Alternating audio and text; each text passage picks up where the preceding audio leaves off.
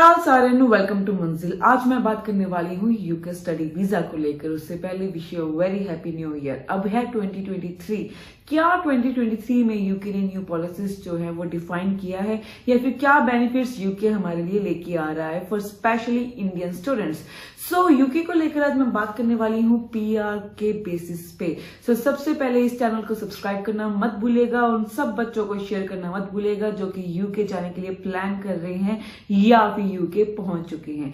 Ultimately जो UK हम जाते हैं वो हमारा पर्पस होता है, जैसे कि कनाडा में था वो था हमारा पीआर पर्पस।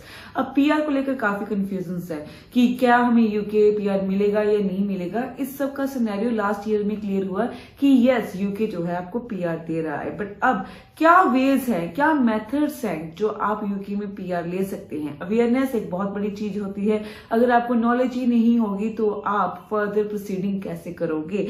यहाँ पे मैं आपको बताऊंगी 2 से 3 वे से आप जो है वो यूके की पीआर ले सकते हैं। फर्स्ट ऑफ ऑल बेसिकली बच्चा एजुकेशन क्यों करता है कि उसको जो है पीआर मिल जाए। जो बच्चों ने ग्रेजुएशन की होती है, और मेक श्योर जो यूके में जो है N+N का फॉर्मूला चलता है, मतलब जितने साल की आपकी एजुकेशन होती है उतने ही साल का आपको PSW मिलता है, जिसे हम कहते हैं पोस्ट स्टडी वर्क वीजा। अगर आप यूके जाते हो मास्टर्स के लिए, आपने ग्रेजुएशन की हुई है तो आपकी 1 साल का मास्टर, उसके बाद आपको मिलेगा 1 साल का PSW, और उसके बाद आप उसमें अपना वर्क एक्सपीरियंस लोगे। फिर वो जाएगा स्किल्ड वर्क वीजा में, जो कन्वर्ट करवाना पड़ता है हमारा PSW into skilled work visa, जिसमें हमें तहत ये परमिशन मिलती है कि हम वहां पे काम कर सकते हैं। वही सेम वर्क की जो बच्चे ग्रेजुएशन के लिए, ग्रेजुएशन यूके में मिनिमम जो है वो 3 इयर्स की होती है, बिकॉज यूके में यूनिवर्सिटीज होती हैं, यूनिवर्सिटी में ग्रेजुएशन की ड्यूरेशन 3 इयर्स की होती है। 3 इयर्स आपकी एजुकेशन एंड 3 ईयर का आपको PSW मिलता है, एंड उसके बाद जो है आप अपने स्किल्ड वर्क वीजा के लिए अप्लाई करते हैं। बट यहाँ पे जो मैं आपको बताऊंगी वो है यूके की गेटवेज की कितने आपको मेथड्स मिल सकते हैं इजी वे में कि जो आप पीआर के लिए अप्लाई करते हैं। वी ऑल नो, या आपको नहीं पता तो मैं आपको बता दूं कि जो यूके में लेबर की बहुत शॉर्टेज चल रही है। अगर मैं लेबर की बात करूं तो वो सारे ही कंट्रीज में चल रही है, चाहे वो कनाडा है या फिर ऑस्ट्रेलिया है या फिर न्यूजीलैंड है। पर यहाँ पे हमें बेनिफिट मिलता है, हम इंडियंस को बेनिफिट ये मिलता है कि वहां पे लेबर्स की जो है वो कमी है, एंड जो बच्चे यहाँ से वहां जाते हैं ऑफकोर्स उनको काम तो करना ही पड़ता है। आप इंडिया से भी वर्क परमिट ले सकते हैं। वेरी स्ट्रेंज, इंडिया से वर्क परमिट यूके के लिए कैसे मिलेगा। अगर आप फॉलोइंग जो अगर आपके बैकग्राउंड से हो तो आपको इंडिया से भी वर्क परमिट मिल जाएगा। आपको वहां जाके कोई एजुकेशन करने की कोई भी जरूरत नहीं है, चाहे फिर वो मास्टर्स है या फिर ग्रेजुएशन है।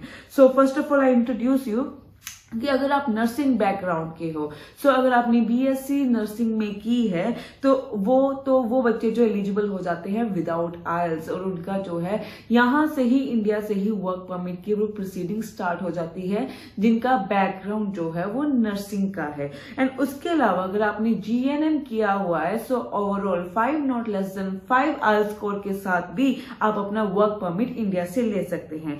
अगर आप शेफ हो या फिर होटल जो आपका बैकग्राउंड है, होटल में आपने कोई कोर्स किया है, चाहे वो मैनेजमेंट किया है या कुछ भी है, सिर्फ होटल की आपकी बैकग्राउंड है, तो भी आप इंडिया से वर्क परमिट कर सकते हो। एंड उसके अलावा जो बाकी कैटेगरी है उनको स्पेशली हमें कॉल करके पूछना पड़ेगा, क्योंकि हर स्पेसिफिक कैटेगरी के लिए एक स्पेसिफिक गेटवे होता है, एंड वो आपको हमारी टीम से कंसल्ट करने के बाद ही पता चलेगा। इनफैक्ट अगर मैं कहूं, जिन बच्चों के पास नर्सिंग है या जिनके पास शेफ बैकग्राउंड है, होटल बैकग्राउंड है, GNM किया है, उनके लिए बहुत ही बेनिफिशियल पॉइंट ये है कि वो इंडिया से ही यूके के लिए वर्क परमिट को अप्लाई कर सकते हैं।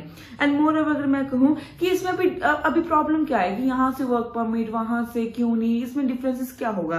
फर्स्ट ऑफ ऑल अगर आप यूके जाकर आपकी अपनी क्वालिफिकेशन खत्म करते हो या नहीं करते हो, it's all up to you.